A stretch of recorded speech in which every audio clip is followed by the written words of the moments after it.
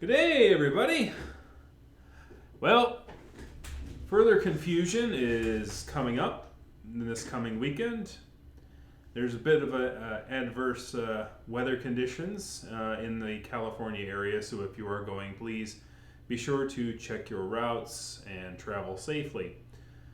That being said, with 2023 coming around the corner here, as tumultuous as the weather is, if that's even a word, if I even pronounced it right, probably didn't. But anyways, let's not dwell on that.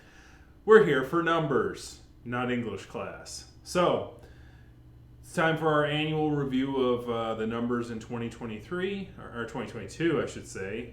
We haven't had 2023 yet. It'll be done before I know it, for sure. Years get faster as I get older, it seems. But here we are. So, this year we're going to just bring up the chart and we're just going to talk right through this. So let's have some fun. All right. So 2022, we had further. Now the interesting thing about further confusion, it is coming up this coming weekend. This will be the first time since since the pandemic closed conventions in 2020 and starting in 2020 and working its way up to 2022. So basically it was the last of the larger conventions that remained canceled during COVID. It was able to have a convention in 2020 due to it being held in January, right? And the COVID didn't really become a shut everything down issue until late February and early March. So, that being said, we plan on coming that. Now, this means that this number is going to be the last of the yellow, hopefully. Knock on wood. But I will say, due to the adverse weather conditions, even though this particular number here of estimating of 5,166 attendees at that convention is based upon the delta between these two numbers and a little bit of that. And so it's just basically your standard estimation. But as I said, due to it being its first year back and tumultuous weather conditions, and also people have been moving out of California, or so I hear. So, maybe, it might have an impact on attendance, it might not. But furry conventions have been growing quite heavily, as I noted at my review of the Midwest Fur Fest, which spot its record last year at 13,641 attendees. 20, if there was only 20 less, or we could have had East 3621, man. But 20 people had to show up, and now it's 3641, which makes no memes sense for furries. But anyways, memes aside. So for those of you who don't know, E621 is a furry website. So very, very, very, very insular sort of joke there. But anyways, let's think about what happened here. So we have seen Anthrocon rebound itself and had a sort of healthy growth, not as big of a lunge as Midwest Fur Fest did on its second year back. But these are the top 8 conventions, and they are still the top 8 conventions. They've been the top 8 conventions since I started tracking this. Denver is 9th, and it's still in 9th. Don't know whether or not it might overtake some of these in the coming year. It may. But let's go over and scroll over to the chart, shall we?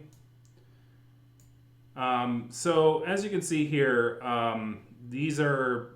this chart actually includes the estimations for 2022, I do believe. 2023. God, I can't even remember the years I'm in.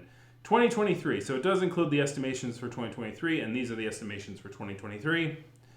With Anthrocon broaching for the first time the 5-digit range of 10,056, I'm pretty comfortable with that. Estimations, I would not be surprised if Anthrocon breaches the 10,000 mark and joins the 10K club along with Midwest Fur Fest. Biggest Little Fur Con, still hovers. It's kind of flat. I still have it as being kind of flat at 5,727, which is a change of about 300 from last year. Still would not beat its highest. It would get closer to it though. I see Biggest Little Fur Con, especially with how Nevada sort of is treated as a tourist destination. It's hard to get to it, and there were growth issues that they knew they were going to have even when just coming into it. And I did a whole article, or actually no, it wasn't a whole article. I think Dog Patch did an article for Flavor way back in the day.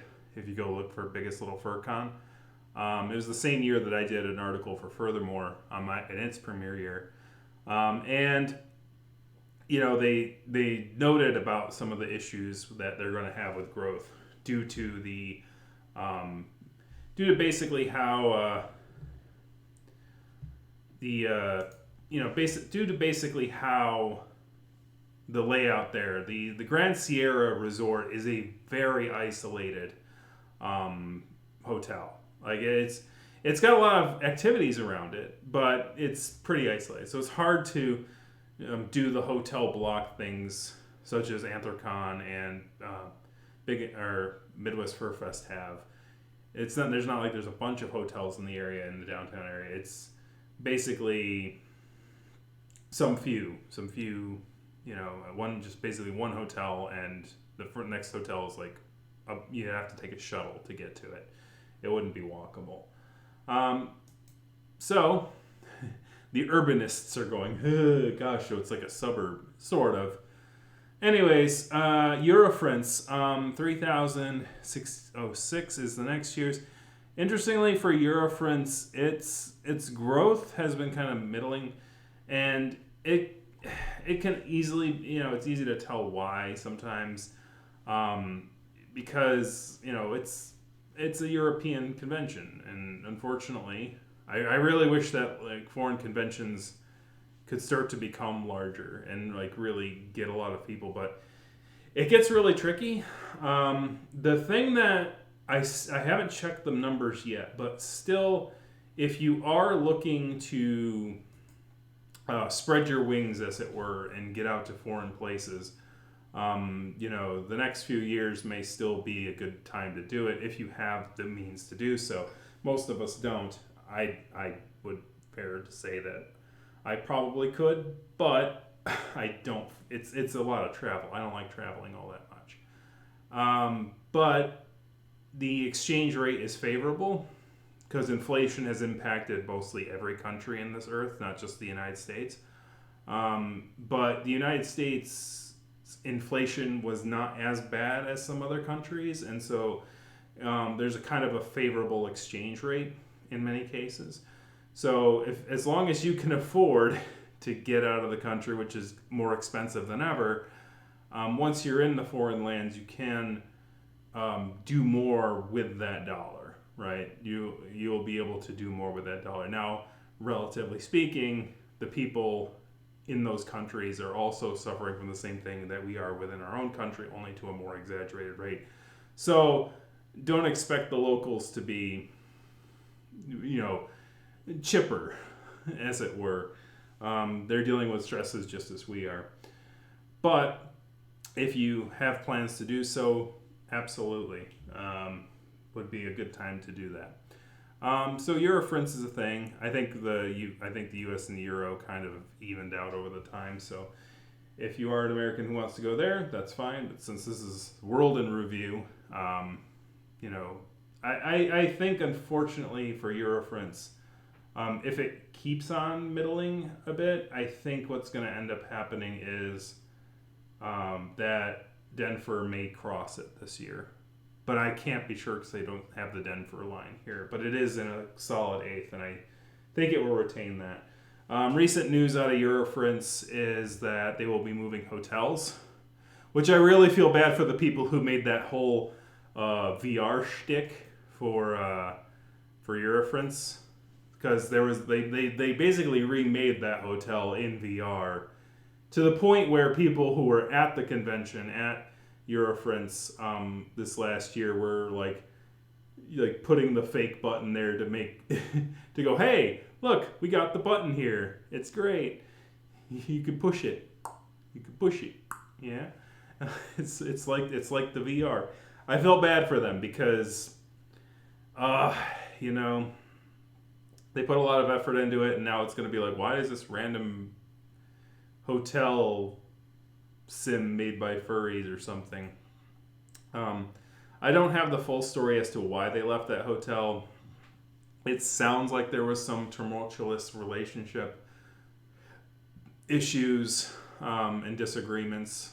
That's at least what the tone around the things. But then again, the internet has negativity all the time, so really hard to tell. And one can speculate, but you know, changing hotels. Hopefully, they get a good hotel that'll treat them right and treat their guests right, because that's the most important thing. So next on the list to talk about is Furry Fiesta here. I have the cursor on the wrong side here. Sorry. Go back here. Furry Fiesta, which is the Texas convention. Right now, this is showing, like this year, it was around 4th place. Pretty close to Biggest Little Fur Con. But I think that the distance between Furry Fiesta and Biggest Little Fur Con is going to continue to spread out a little bit. But it's still comparable in size. Furry Fiesta is the Texas convention that happens early on in the year, so we'll have those numbers pretty early on. At least I think. I don't know if they changed dates or not. I'd have to check that. Be sure to always check to make sure, because dates are a little tumultuous these days, but usually Furry Fiesta's, from my recollection, early on in the year. Then we have Furry Week in Atlanta, you know, the third largest furry convention, continuing to grow, and it will continue to grow. My estimations here are at 8,779. You know, I'm pretty confident in that one. I think that's a fair estimate. Further confusion at 5,166. That's the one coming up right now. We kind of covered that one. I think that, you know, it's a healthy convention. It's a healthy size. It'll, you know, I think it'll maintain. Midwest Fur Fest, 17,950. That one, due to the fact that it sort of had a lot of people show up this year, and I was one of them. I'll say that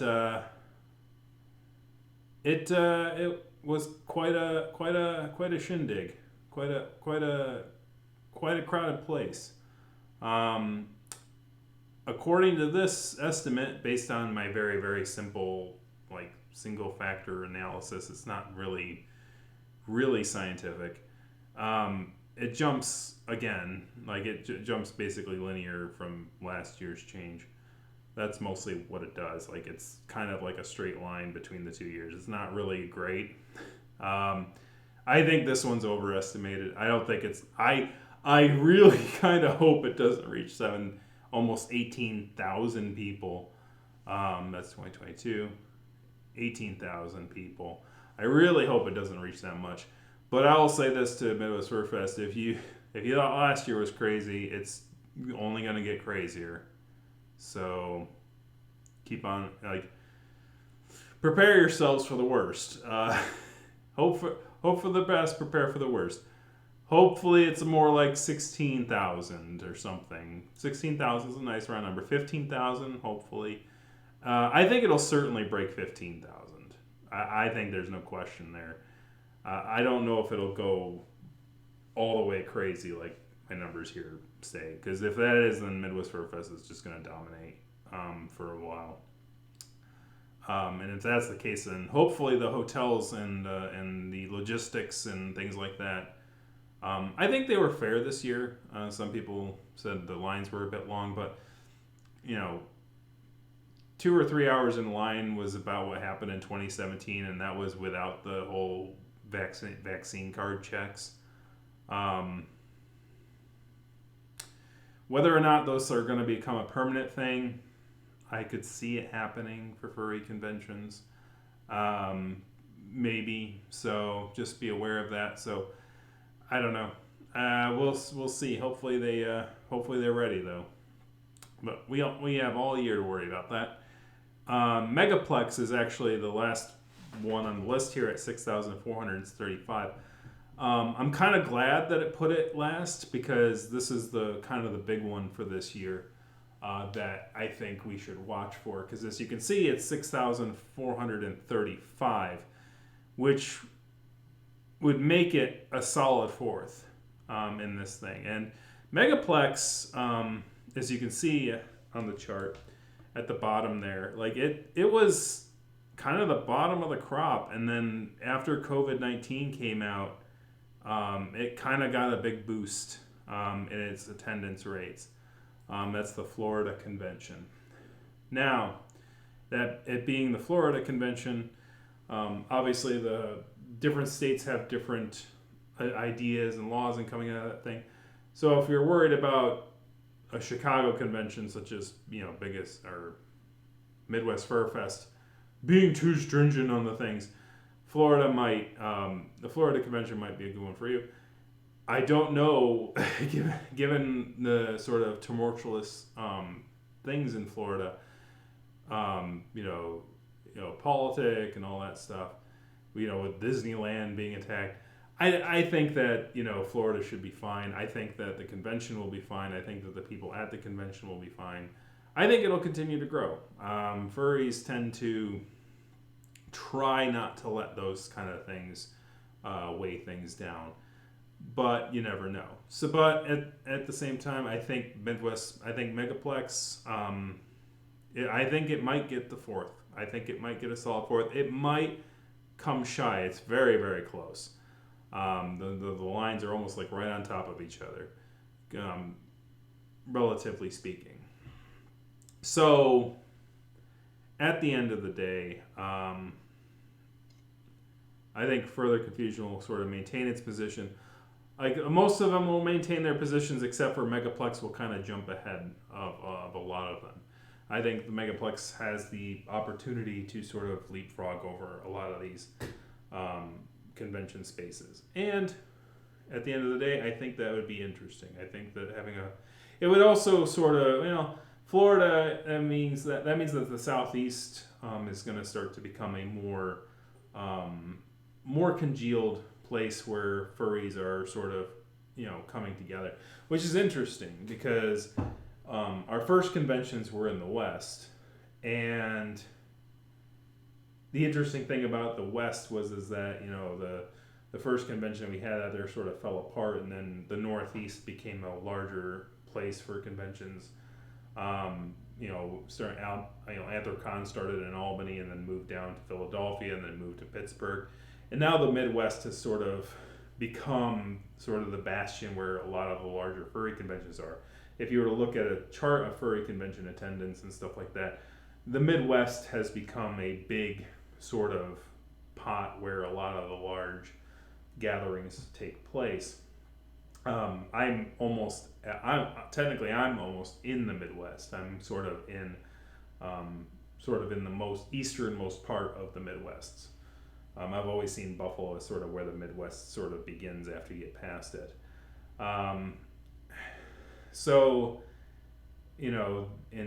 Pittsburgh is sort of in that same like eastern side of the Midwest.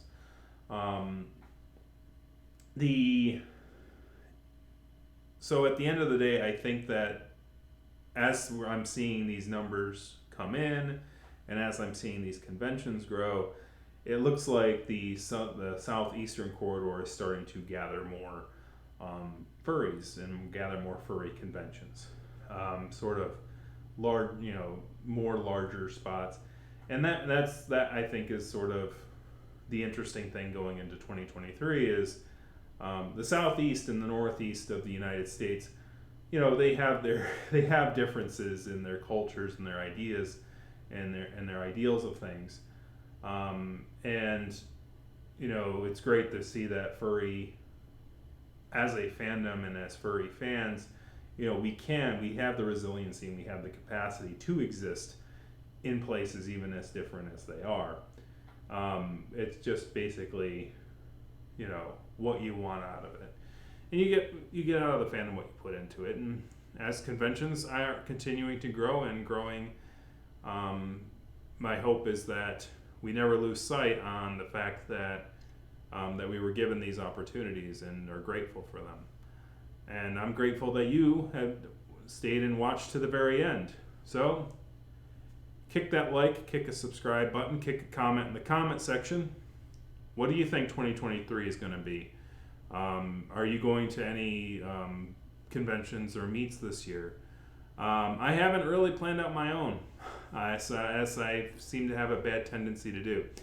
I don't really get excited about social gatherings as much as I used to, and it's horrible. But I'm an introvert self. Me going to Midwest Fur Fest, I think, sort of solidified that. And it's like, it kind of just came and went, and things like that. I would like to, I'd like to plan stuff out before February, and then figure out where I'm going from there. Talk with people and figure out what I'm doing for this year as far as gatherings go. But anyways, that's enough rambling for me. I'll see you guys in the next video.